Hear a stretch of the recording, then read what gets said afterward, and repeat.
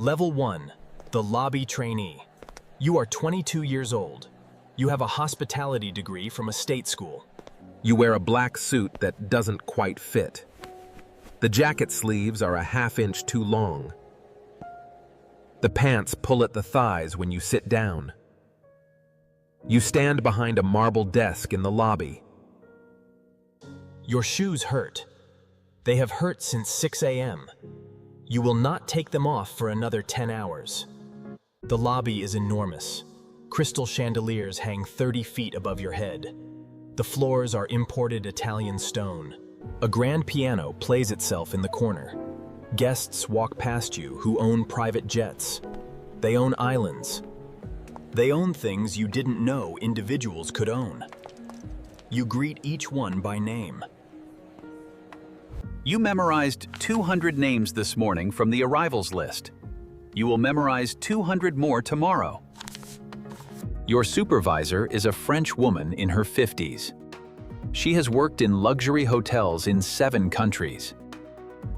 She watches you constantly. She corrects your posture by pressing her finger between his shoulder blades. She corrects your handshake. She corrects the angle at which you hand a guest their key card. There is a right way to do everything and 1,000 wrong ways. You are learning the difference. You answer phones. You hand out maps. You give directions to the nearest pharmacy. You explain the gym hours. You apologize for things that are not your fault. A guest flight was delayed. You apologize. A guest's room is not ready 4 hours before check-in. You apologize. A guest is unhappy with the weather. You apologize for the weather. You learn that apologizing is half the job.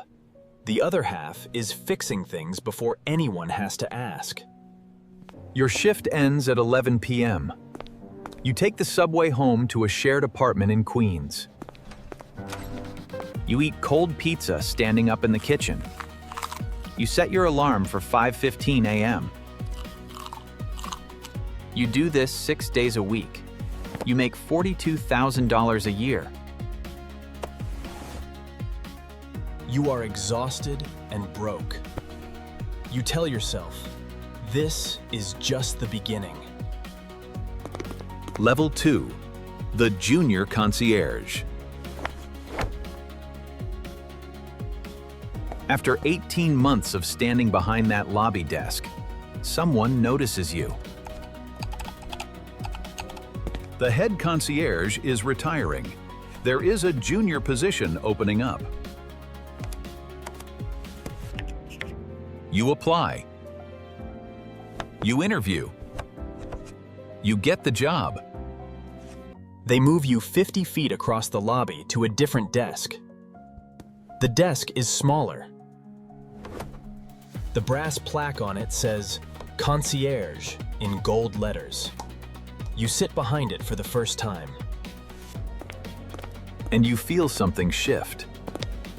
Guests approach you differently now. They lean in. They lower their voices. They want things. The requests start small. A dinner reservation at a place that has been booked for 3 months. Tickets to a Broadway show that sold out yesterday. A bouquet of flowers delivered to a wife in another country. In the next 2 hours, a golden retriever puppy delivered to a hotel suite by 4 p.m. for a child's birthday surprise. You learn quickly that nothing is impossible. There are only relationships you have not built yet. You start a notebook, not a digital one, a real leather notebook that you carry everywhere. You write down names. The maitre d' at the steakhouse on 54th Street. The concierge at the symphony. The dispatcher at the limo company who takes calls at 3 a.m. You write down birthdays. You write down small details. The florist's daughter is named Mia. The concert promoter likes single malt scotch. The driver who never says no has a son in college and worries about tuition. These are not transactional facts. These are the foundation of everything you will build for the next 30 years. You learn the magic words. You learn how to say someone's name 3 times in a phone call without sounding desperate. And you learn how to ask for impossible favors as if they were obvious. You learn how to thank people in ways that make them want to help you again tomorrow. A guest tips you $500 in cash on her way to the airport. You handle it correctly. You smile. You wish her safe travels.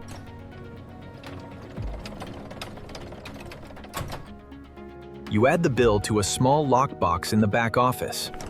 You do not spend it on yourself. You buy your team coffee for a week. Your supervisor sees this and says nothing. But she sees it. Everything is being seen.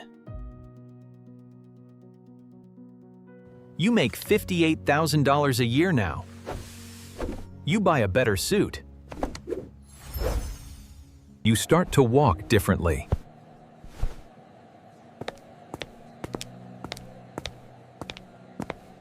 The shoes still hurt, but you have learned to ignore the pain.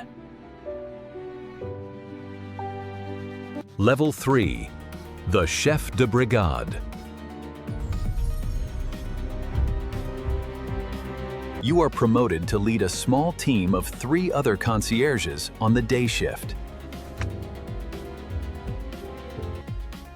You are 26. You have been in this industry for almost 5 years. You wear a gold pin on your lapel now. 2 crossed keys on a black background.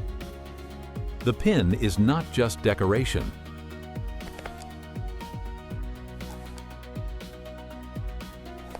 It means you have been accepted into Les Clefs d'Or, the International Society of Professional Concierge. And a vetting process that took 18 months. The pin opens doors that money cannot open.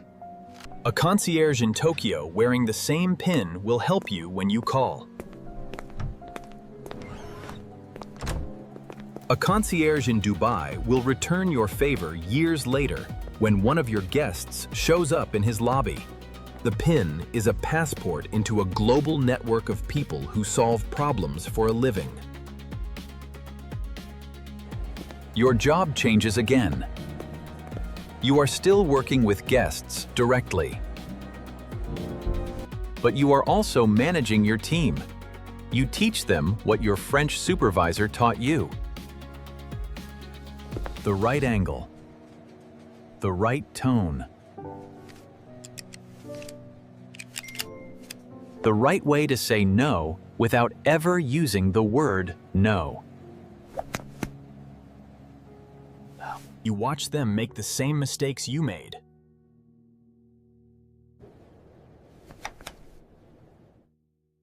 You correct them gently.